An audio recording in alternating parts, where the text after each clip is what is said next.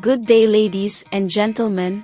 Rosa here of Splat Communications and Simplified Strategic Solutions. In our video for today, the concept of being Machiavellian will be explained in simple terms and in Tagalog.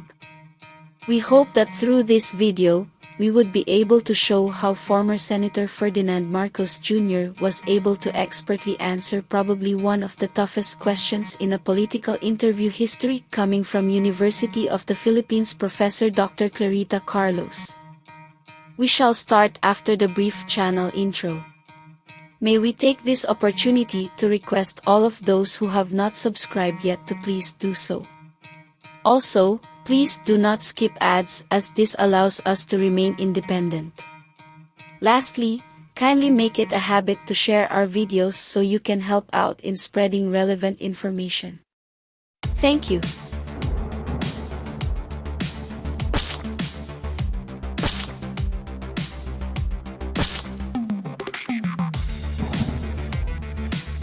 Are you a Machiavellian? A very tough final question coming from Professor Clarita Carlos. And I think this is one of the best questions I've heard in the history of Philippines presidential debates and interviews. At the same time, this is also where I could say, Bongbong Marcos is so smart. If you go to the internet, ang karamihang makikita mong definition ng pagiging Machiavellian is something that marked by, this is the reason bakit ko sinabing Bongbong Marcos is so smart. Balikan natin ang tanong ni Professor Clarita Carlos. Let me introduce something which I have tested in my class on elites in politics. And this involves moving into an area called predicting leadership decision-making. So I hope you don't mind if I give you 3 short questions, but they are related to each other. And it will give our people a chance to know you in terms of your leadership style. The first question is, do you think that you're basically an optimist rather than a pessimist? Number 2, do you think you are basically a high-risk taker rather than a low-risk taker? You'll notice the 2 are related. And the third question is, do you think you are Machiavellian? Well, the first question is if I'm an optimist or a pessimist. I'm essentially an optimist. And the reason I'm essentially an optimist, because especially when we talk about the country,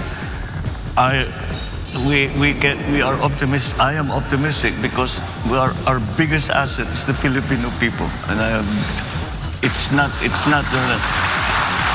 I try to be very objective about it, ma'am. I have traveled all over the world. I have not met a better people than Filipinos in every possible. Am I a risk taker or not? When it comes to national issues, I tend towards the conservative only because a mistake will cost so much suffering to so many people. In other words, you have to be very careful with the decisions you make. And it's not something that you do offhand. You think about it very hard. You talk to as many people as you can. And you make absolutely certain that you have done everything that you can possibly do to make whatever your plan is, to make it work. Am I Machiavellian? Well, I've studied him quite thoroughly. And I know very many Machiavellians in my life. But Is it Machiavelli in terms of taking every means to produce an end, not the other Machiavellian, the bad Machiavellian? Well, certainly, we have to be aware of everything that is going to help whatever it is that you are hoping to achieve. And on a national scale, that means you have to understand very well what the situation is on the ground. Ganito kasi ang sitwasyon ng mga tao, eto na ngayon sila. Nasa gitna pa ng pandemya, walang trabaho yung mga yan. Maasa pa rin yan sa tupad, sa IX, etc. O paano tayo lalabas niyan? Where will what are the other countries doing? kailangan maging maingat sa ano. So I suppose in the same sense as you say that these questions were related, it's a way of being careful and being very, very knowledgeable about what are the things that have to come into play so that you will achieve success, whatever that success, however you define that success. So in that sense, yes, ma'am, I am a Machiavellian. Yeah, thank you. In future, if you have time, please come to the university and I will discuss with you. It's called the operational code construct. Thank you very much. Oh, I would love that. Thank you po very much. Thank you.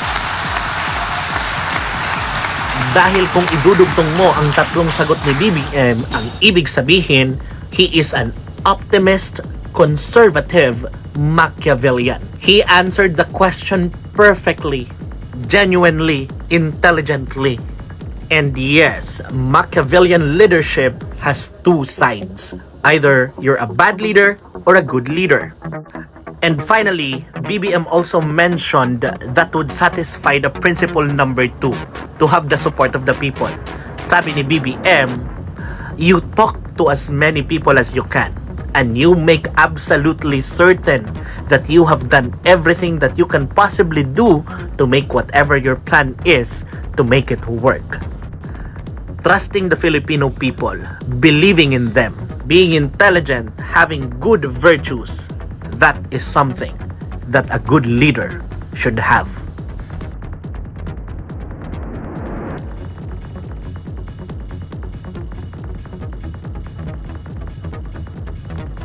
This is the end of the video.